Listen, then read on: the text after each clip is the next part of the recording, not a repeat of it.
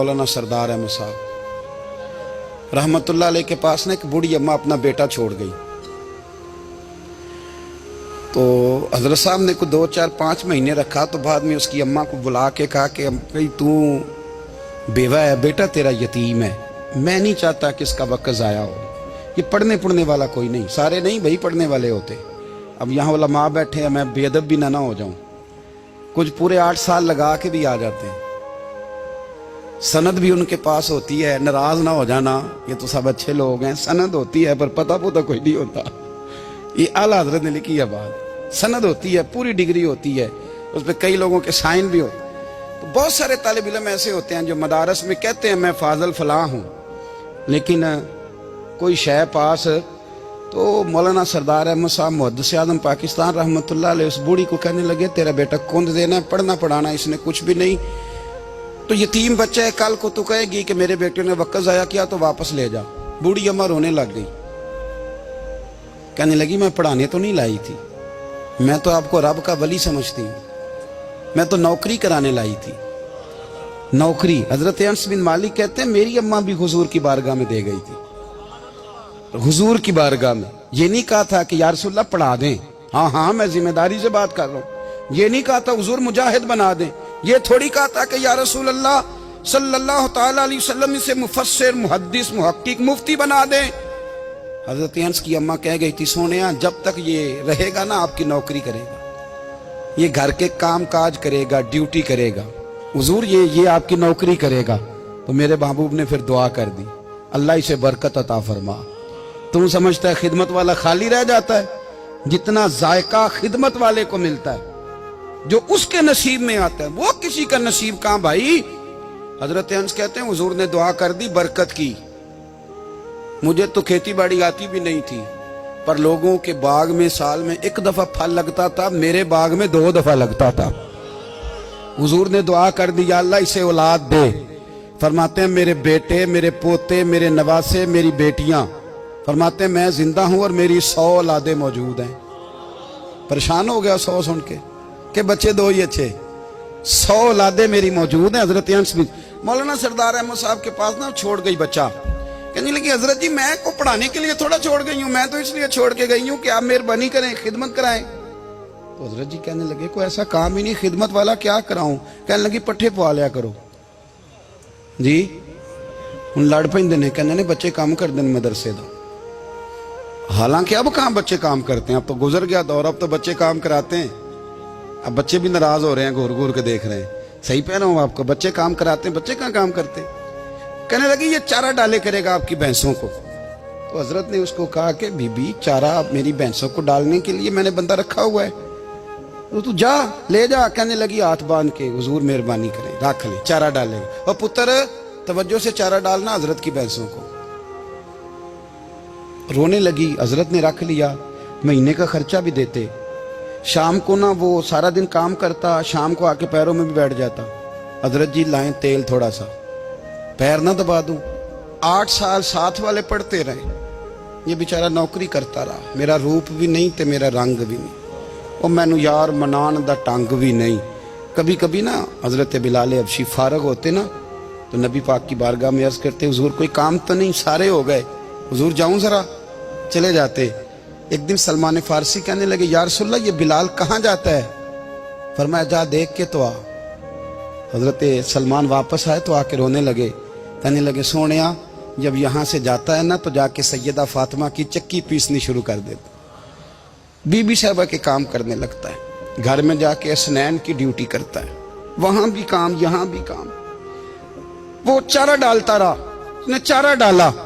हजरत मुहद्दिस आज़म की भैंसों को दस्तारे फजीलत का वक्त आ गया, सारे पगड़ियां सजा के आ गए, आज दस्तार होगी। ये ना पीछे होके बैठ गया, चूंकि पढ़ा ही नहीं था तो दस्तार का है कि दस्तार तो उसकी जो पढ़ेगा, हमने तो पढ़ा ही नहीं, हमने तो यार पढ़ा, घर पढ़ा, ड्यूटी करी। हजरत मुहद्दिस आज़म रहमतुल्लाह अलैह के यहाँ जब ऐलान होने लगा ना कि अब दस्तार होगी, तो हजरत ने पहला ऐलान उसका फरमाया। तो मजा वाला बंदा कपड़े भी कदी कदी बदलता है ना, वो कहता है जिस हाल में भी था मैं पलट के देखने लगा कि पढ़ा पढ़ाया तो है, कोई शय नहीं। तो ये माजरा क्या है, पीछे से उठ के आए, تو کہتے ہیں باقیوں کی دستار کسی عالم نے کی, کسی صوفی نے کی, لیکن یہ بھینسوں کو چارہ ڈالنے والا جب آیا تو محدث اعظم نے فرمایا پگڑی کے بال کو کوئی ہاتھ نہ لگائے, یہ ساری دستار میں نے کرنی ہے.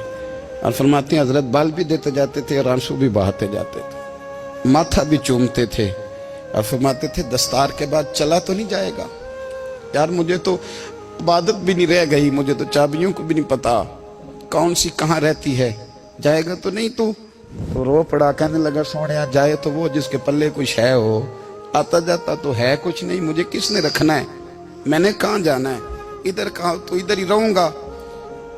وہ اس طالب علم کے سارے استاد بھائی کہتے ہیں اس نے دستار کرائی, پڑھا پڑھایا کچھ نہیں, پر جو مسئلہ اڑ جاتا تھا نا, وہ جو اڑ جاتا تھا نا, وہ جا کے اس سے پوچھتے تھے تو کتابیں کھولنے کی ضرورت نہیں پڑتی تھی.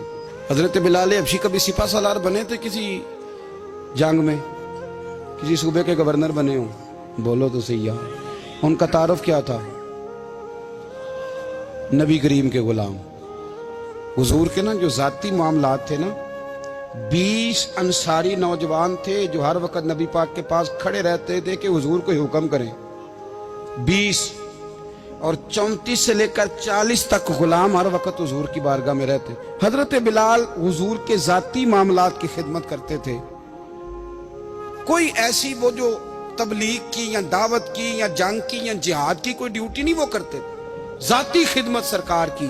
حضرت عمر فاروق وہ شخص ہیں کہ جنہوں نے کبھی کسی بندے کو خاطر میں نہیں لائے ہو, لیکن جب حضرت بلال آتے تھے نا تو جناب عمر اٹھ کے کھڑے ہوتے تھے, کرسی چھوڑتے تھے اور پھر ایک نعرہ لگاتے تھے, کہتے تھے یا بلال انت سیدنا, بلال تو ہمارا سردار ہے یار, تو ہمارا.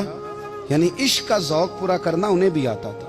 اس لیے میرا مشورہ ہے, میری رائے ہے, اور جو میرا حکم ماننے والے ہیں ان کے لیے میرا حکم ہے کہ ذوق نہ کبھی بھی خراب کرنا, کبھی بھی نہ ذوق نہ خراب کرنا, اپنا لطف. میں نے کئی دفعہ, میں پہلی دفعہ مدینہ شریف حاضر ہوا تو ایک بابا جی میرے آگے آگے تھے, تو ان کو نا دھکے مار رہا تھا. وہ سامنے کھڑے ہوتے ہیں نا, اللہ خیر فرمائے, اپنی اپنی ڈیوٹی ہے نا, ان کی بھی ایک ڈیوٹی ہے نا جی.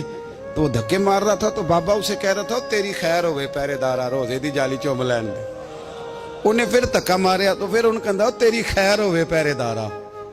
میں نے, وہ بالکل ان پڑھ بابا جی تھے, پر مجھے انہوں نے بہت بڑی بات سمجھا دی, میں نے ان سے بڑا سیکھا, منبر پہ ذکر کر رہا ہوں. وہ تیسری دفعہ پھر دھکا مارا, تیری خیر ہوئے پہرے دارا, روزے دی جالی. تو بابا جی باہر نکل آئے تو میں بھی پیچھے نکل آیا. تو میں نے کہا بابا جی یہاں کچھ انہوں نے بنگلہ دیشی اور ہندوستانی بھی رکھے ہوئے ہیں, پر یہ تو عربی تھا خالص, انہوں کدوں تہاڈی بھی سمجھ آؤندی سی, تسی پنجابی دا شعر سنائی جا رہے ہو. کہندے پتر مینوں بھی پتہ ہے انہوں نہیں سمجھ آ رہی, پر میں تے اپنا رانجھا پہ راضی کردا سا. مینوں پتہ ہے انہوں کا او یار اسی رانجھا بھی تے راضی کرنا ہے کہ نہیں, کہ ساری زندگی کیلو کال کے جھگڑے میں پڑے رہنا ہے. اے عشق تیرے صدقے جلنے سے چھٹے سستے, جو آگ بجھا دے گی وہ. اور ایک جگہ پہ اعلیٰ حضرت کہتے ہیں جان دے دی وعدہ دیدار پر, ہم نے جان دے دی. خالی اس نے وعدہ کیا تھا کہ آؤں گا, آیا نہیں تھا, پر جان ہم نے پہلے دے دی. تو اس لیے نا ذوق, شوق, پیار, وارفتگی, محبت اساتذہ کے لیے, بزرگوں کے لیے, علماء کے لیے, مشائخ کے لیے, بڑوں کے لیے, نہ ذوق نہ کبھی خراب ہونے پائے. اللہ آپ کو سلامت رکھے. اور کچھ دعائیں میں نے دے دی ہیں, کچھ اللہ جانتا ہے میرے دل میں ہیں, وہ میں دیتا رہتا ہوں. اللہ آپ کو ہمیشہ شاد و آباد فرمائے.